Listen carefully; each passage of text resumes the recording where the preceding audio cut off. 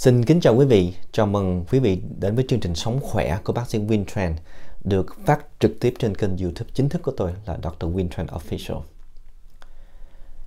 Kính thưa quý vị, hôm nay khi tôi đang nói chuyện với quý vị bây giờ, dịch coronavirus tiếp tục phát triển và con số tử vong ngày càng tăng cao. Sáng nay khi mà tôi đọc thông tin mới nhất là chúng ta đã có hơn 630 người tử vong, trên 30.000 người mắc bệnh. Tuy nhiên, cái con số tin mừng là có hơn 1.500 người đã hoàn toàn hết bệnh. Vì vậy, một trong những câu hỏi tôi được nhận nhiều nhất trong vòng 1 tới 2 tuần nay khi mà tôi liên tục nói về virus corona là những cái người khỏe mạnh này có cái điểm chung gì? Thì dựa vào những cái bài nghiên cứu đã được công bố và những số liệu thì chúng ta thấy có một điểm chung của những người hoàn toàn hết bệnh là họ có một cái hệ miễn dịch tốt và họ trẻ và họ khỏe. Như vậy trong buổi nói chuyện ngày hôm nay, tôi tập trung chủ yếu vào làm sao để tăng cường cái hệ miễn dịch của chúng ta và làm sao để tăng cường sức đề kháng trước con virus corona, cũng giống như trước con virus cúm hay là nhiều con virus khác. Trước khi tôi nói kỹ hơn làm sao mà chúng ta tăng cường hệ miễn dịch, chúng ta hiểu là cơ thể chúng ta sẽ phản ứng như thế nào nếu như con virus đi vào cơ thể chúng ta. Thì thông thường ở người khỏe mạnh, khi virus corona đi vào cơ thể của chúng ta, con virus này thường sẽ bị tiêu diệt, nhưng mà tiêu diệt một cách từ từ chứ không phải là tiêu diệt ngay lập tức. Khi mà mới vào cơ thể chúng ta thì số lượng virus sẽ nhân lên rất nhanh thông qua trung gian tế bào chủ. Quý vị phải hiểu là virus là một con siêu vi khuẩn rất là nhỏ, nó không thể nào tự nhân được. Thành ra cái cách mà nó nhân đôi là nó tấn công vào một tế bào và len vào trong đó và dùng cái bộ máy của tế bào này để sản sinh ra con virus mới. Và bằng cách đó virus được nhân với cấp số nhân, có nghĩa 2 thành 4, 4 thành 6 và tiếp tục như vậy. Khi mà virus corona vào cơ thể chúng ta làm chết cái tế bào chủ đó, và khi cái tế bào này chết đi thì các tế bào sẽ tiết ra những cái dấu hiệu cảnh báo, thường là những dấu hiệu viêm nhiễm, và khiến cơ thể chúng ta hệ miễn dịch nhận ra.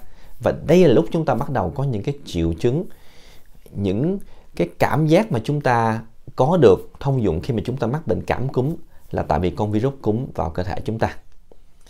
Thì những triệu chứng này đối với virus corona là gồm có mệt mỏi và sốt. Thành ra quý vị cũng hiểu tại sao ở giai đoạn đầu rất là nhiều người mắc bệnh nhưng họ vẫn chưa có triệu chứng, tại vì trong thời gian đó virus mới bắt đầu sản sinh và cơ thể chúng ta chưa có kịp nhận ra đó là một cái vật ngoại lai. Thì khi con virus này tấn công vào những tế bào, thường là tế bào phổi, tại nó thích ở cái môi trường đó, sẽ khiến cho chúng ta bị viêm phổi, và đây là cái chúng ta gọi là dịch viêm phổi của corona. Nhìn chung, khi mà virus bắt đầu phát triển và có những triệu chứng đó thì cơ thể chúng ta sẽ sản sinh ra nhiều tế bào bạch cầu hơn và nhiều kháng thể hơn. Và khi mà chúng ta tiếp tục sản sinh ra những cái hệ miễn dịch như thế này, những tế bào như thế này, thì cuối cùng ở người khỏe mạnh chúng ta chiến thắng con virus này và chúng ta tiêu diệt nó. Và một cái điểm quan trọng hơn là nếu như quý vị nào thường mà khỏe mạnh sau con virus này thì khả năng bị mắc lại rất là thấp, tại vì chúng ta còn những cái kháng thể và chúng ta nhớ mặc cái con virus đó. Lần sau khi con corona vào lại cơ thể chúng ta thì cơ thể sẽ có cái hệ miễn dịch với con corona này. Thì đó là cái cơ bản nhất của con virus khi mà vào cơ thể chúng ta, có nghĩa là chúng ta sẽ có những cái triệu chứng và thường là do hệ miễn dịch của chúng ta tấn công với con virus này. Cái vấn đề chúng ta cần là chúng ta cần thời gian, chúng ta cần năng lượng và chúng ta cần một cái hệ miễn dịch tốt để phát hiện và chiến đấu với con virus. Và đây cũng là cái lý do tại sao mà những người bệnh nhân tử vong vì con virus corona thường là người lớn tuổi, họ có hệ miễn dịch yếu hay là họ có những cái bệnh mãn tính khác khiến cho hệ miễn dịch của họ yếu hơn. Và điều này cũng giải thích tại sao mà cách ly bệnh nhân, chúng ta tách ra cũng là cách tốt nhất để diệt cái dịch bệnh này. Tại vì khi bệnh nhân được cách ly, họ sẽ từ từ sẽ hồi phục hoặc là thông qua chữa trị hỗ trợ. nhưng virus sẽ không có cơ hội phát tán tới những người khác, và bằng cách đó chúng ta sẽ kiểm soát được dịch bệnh. Và đây cũng là lý do tại sao mà cách ly là một trong những cách quan trọng nhất bây giờ mà chúng ta thấy được ở thành phố Vũ Hán hay là nhiều người bệnh khác khi họ mắc bệnh. Để tôi nói tí xíu về hệ miễn dịch chúng ta để quý vị hiểu rõ hơn. Tại vì bộ máy cơ thể chúng ta là một bộ máy tuyệt vời. Hệ miễn dịch chúng ta rất là thông minh. Hàng ngày chúng ta nhận được rất là nhiều con vi trùng, vi khuẩn từ khắp nơi, nhưng mà chúng ta vẫn khỏe mạnh, tại vì tất cả những con vi khuẩn hay vi trùng này đã được kiểm soát và được tiêu diệt bởi hệ miễn dịch chúng ta. Thì hệ miễn dịch của chúng ta bao gồm nhiều cơ quan, từ cái làn da bên ngoài là cái đầu tiên nhất, và cho đến các tuyến nước bọt, các hạch bạch huyết, tới các tế bào bạch cầu, tới kháng thể và nhiều các chất sinh hóa khác. Cách mà tôi nói đơn giản nhất là hệ miễn dịch giống như một cái quân đội của một quốc gia. Có nghĩa là khi mà một quốc gia nó khỏe mạnh, kinh tế ổn định, không có nội chiến, quân đội mạnh mẽ thì có thể bảo vệ được trước bất kỳ cái khả năng xâm lăng nào, giống như là của vi trùng hay vi khuẩn. Thì trong tế bào chúng ta có một tế bào rất là hay tên là T-cell, là chữ T. Thì cái tế bào này là một trong những tế bào rất là thông minh. Nó đi vòng vòng giống như cảnh sát và sẽ tìm ra những cái vật ngoại lai nào giống như con virus. Và nếu như virus corona hay là virus cúm mùa vào, nó đánh dấu cái chữ X, và những cái tế bào khác, những kháng thể khác sẽ nhắm cái con virus này để tiêu diệt. Có một cái bệnh là bệnh HIV, hay còn tiếng Việt mình còn gọi là bệnh S. Thì cái bệnh này, cái con virus HIV tấn công vào cái tế bào T-cell trực tiếp, khiến cho toàn cái hệ miễn dịch chúng ta bị yếu đi. Và đây là lý do tại sao mà khi bệnh nhân bị HIV họ không có khả năng chống vi khuẩn cũng như không có khả năng chống virus. Tại vì cái tế bào miễn dịch, đặc biệt là tế bào giống như lãnh đạo là tế bào T-cell, đã bị con HIV này tấn công và làm yếu đi hoàn toàn. Và kết quả là những người mà bệnh HIV thường là họ tử vong về những bệnh nhiễm trùng, đặc biệt như là bệnh lao phổi chẳng hạn. Như vậy, quý vị hiểu hơn về hệ miễn dịch, quý vị đã hiểu hơn là cơ thể chúng ta chiến đấu với con virus như thế nào.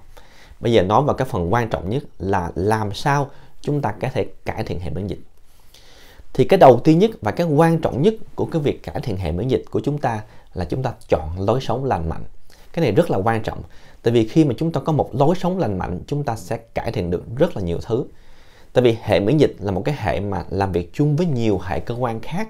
Thành ra khi mà chúng ta sống lành mạnh thì nhiều cơ quan cùng phát triển, và hệ miễn dịch vì vậy cũng sẽ tốt hơn. Như là chúng ta có một cái quân đội tinh nhuệ trong một cái quốc gia, một kinh tế, một cái nền kinh tế khỏe mạnh. Như vậy thì sống lành mạnh là như thế nào? Không hút thuốc, không uống rượu và ăn uống cân bằng. Và đây là những điểm rất là quan trọng. Khi mà chúng ta nói về ăn uống cân bằng, chúng ta phải hiểu rằng cái chế độ ăn uống chúng ta có đủ nhiều chất, và trong đó rau cải. Cái câu hỏi tôi cũng hay nhận thường xuyên trong những chương trình livestream là ăn cái đồ ăn nào, có nên ăn có vitamin C hay không, và ăn những đồ ăn nào mà tốt nhất cho cái hệ dinh dưỡng chúng ta. Thì cái quan trọng nhất của đồ ăn là chúng ta có nhiều rau màu sắc, những cái màu tươi, xanh, đỏ, vàng, những cái màu sáng như vậy thường có những vitamin tốt trong đó. Nhưng mà cái quan trọng hơn là vitamin C, tôi nói một cái chủ đề khác, nhưng mà vitamin C là vitamin quý vị ăn uống vừa phải. Tại vì thật sự vitamin C sẽ giúp cho hệ miễn dịch tốt nếu như mà chúng ta có những cái hệ thống khác tốt. Chứ chỉ uống vitamin C không hay là chỉ ăn vitamin C không thì không có giúp ích nhiều cho cái hệ miễn dịch. Và chúng ta cần phải có đủ nước và đủ năng lượng và ít đường. Và cái thứ ba sau khi không hút thuốc, không uống rượu và không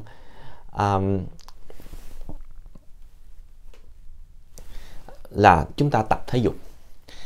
Tại vì tập thể dục là một trong những cái điểm rất là quan trọng để mà tạo ra cái hệ miễn dịch tốt. Đầu tiên, thể dục khiến cho chúng ta mạch máu lưu thông đầy đủ đến những nơi xa và làm cái làn da chúng ta khỏe hơn, và làm cho huyết áp cân bằng, làm cho tim, làm cho phổi, làm cho thận và làm cho nhiều cơ quan khác khỏe hơn. Và quý vị cũng hiểu rằng hệ miễn dịch là nó làm việc chung với những cái hệ khác. Thành ra khi một cái hệ nó tốt hơn thì những cái hệ còn lại cũng sẽ tốt hơn. Như vậy thể dục là một trong những biện pháp đầu tiên và cơ bản nhất để tăng cái hệ miễn dịch, song song với việc ăn uống cân bằng, không hút thuốc. Một điểm khác là chúng ta không có tăng cân và giảm cân. Khi mà chúng ta nói về tăng cân, chúng ta quên một điều rằng những lúc mà chúng ta tăng cân, chúng ta tưởng là chúng ta có nhiều năng lượng hơn, nhưng thật sự những cái năng lượng đó, nếu mà chúng ta ăn quá nhiều, chúng ta trở nên béo phì, chúng ta trở nên chậm chạp hơn, chúng ta ít tập thể dục hơn, thật sự hệ miễn dịch chúng ta lại yếu hơn. Và cũng giống như là giảm cân, thành ra quý vị nào ở cái mức mà cái dáng như vậy thì cố gắng giữ như vậy hoài, đừng có tăng cân, cũng đừng có giảm cân.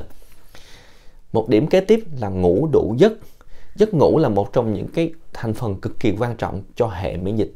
Tại vì quý vị nào ngủ mà không đủ, ngày hôm sau quý vị nhớ thức dậy rất là mệt mỏi, và chúng ta thậm chí không có tập trung được, không có suy nghĩ được và không có làm việc tốt được, nói chi tới khỏe mạnh. Thật ra giấc ngủ là một trong điểm cực kỳ quan trọng nhất để chống bệnh tật. Tại vì khi chúng ta ngủ không đủ rồi, ngày hôm sau chúng ta ngủ, chúng ta dễ bệnh hơn và chúng ta làm cho hệ miễn dịch chúng ta yếu hơn. Có nhiều quý vị bị bệnh hoặc là có nhiều thứ khác khiến chúng ta không ngủ được, và thường là những cái bệnh lý này khiến cho quý vị mệt mỏi thường xuyên, khiến cho quý vị cảm giác như chúng ta không có năng lượng. Và đây là một trong điểm rất là cơ bản để mà tạo cái hệ miễn dịch mạnh, là chúng ta ngủ cho đủ giấc. Tôi nói một cái bài rất là kỹ về giấc ngủ ở trên chùa, và cũng có trên kênh YouTube chính thức của tôi. Quý vị chỉ cần tìm lại cái bài giấc ngủ để làm sao ngủ ngon, quý vị sẽ hiểu cái tầm quan trọng của giấc ngủ với hệ miễn dịch. Cái cuối cùng, những điểm cuối cùng khác là rửa tay.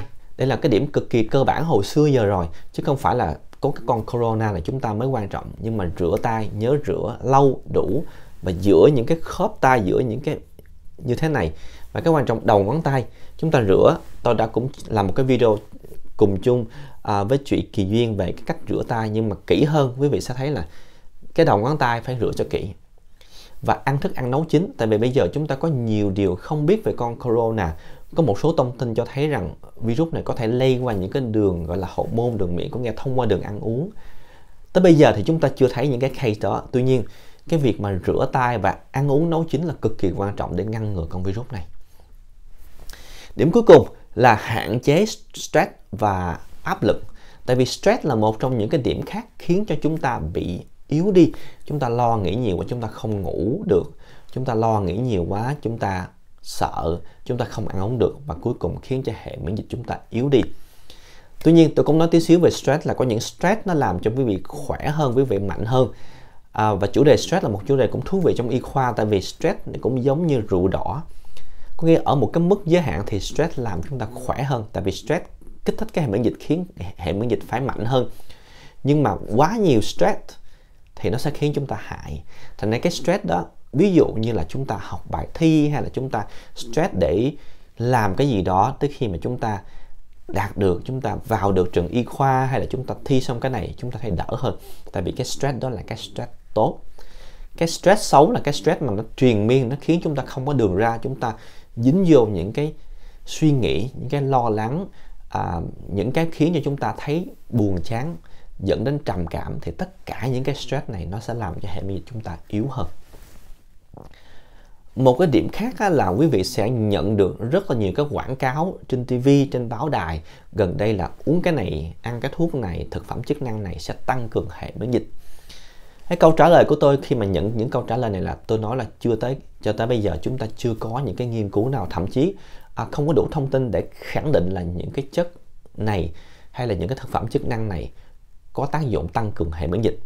Và cho tới ngày hôm nay, nhiều nghiên cứu cho thấy rằng là những cái chất này hay là những cái đồ mà quảng cáo như thế này, nếu mà uống không đúng lại mang lại rủi ro cho chúng ta. Tại vì chúng ta, thứ nhất là nó không có kiểm soát đầy đủ bởi FDA, là Cục Dược phẩm Hoa Kỳ. Thành ra cái nguồn nó tròn ở. Thứ hai là trong đó có nhiều chất chúng ta thật sự không biết.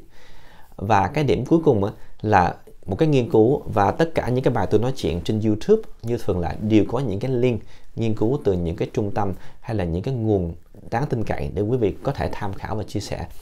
Thì cái nghiên cứu này từ trường y khoa Harvard cho thấy rằng nhiều khi chúng ta nghĩ rằng chúng ta tiêm những cái chất, hoặc chúng ta bơm, ví dụ như bơm máu vào cơ thể cho một số vận động viên, họ nghĩ rằng cái hệ miễn dịch sẽ tốt hơn. Nhưng mà ngược lại, những cái vận động viên này thường có cái rủi ro bệnh đột quỵ cao hơn. Và điểm mấu chốt của hệ miễn dịch chúng ta là cái sự tinh nhẹ và khỏe mạnh của các tế bào. Có nghĩa là khi mà chúng ta có nhiều quá chưa chắc là tốt. Tại vì cũng giống như các quân đội, chúng ta có quá nhiều nhưng mà những cái quân đội này toàn là không có tinh nhuệ hoặc là không có đủ sức chiến đấu, thì nó sẽ càng làm tệ hơn cái hệ miễn dịch. Một ví dụ đơn giản như là bệnh ung thư máu chẳng hạn. Thì ở cái bệnh này, cái lượng bạch cầu là tế bào máu trắng là chuyên môn giết vi khuẩn và virus. Ở cái bệnh này thì tăng lên đột biến. Nhưng mà vấn đề là những tế bào này chưa có trưởng thành, và những tế bào này lại không có khả năng tiêu diệt những cái vật ngoại lai.